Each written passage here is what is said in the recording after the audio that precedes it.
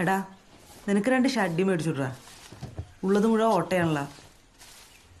നിങ്ങൾക്കൊന്ന് പതുക്കെ പറഞ്ഞൂടെ? ആൾക്കാരൊക്കെ നിൽക്കണം.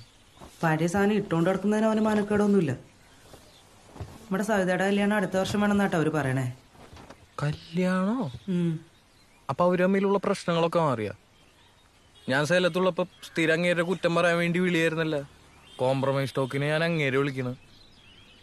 അല്ല, അവസാനം വിളിച്ചപ്പോ ഈ കല്യാണം അവൾക്ക് വേണ്ടാന്നുള്ള പറഞ്ഞു.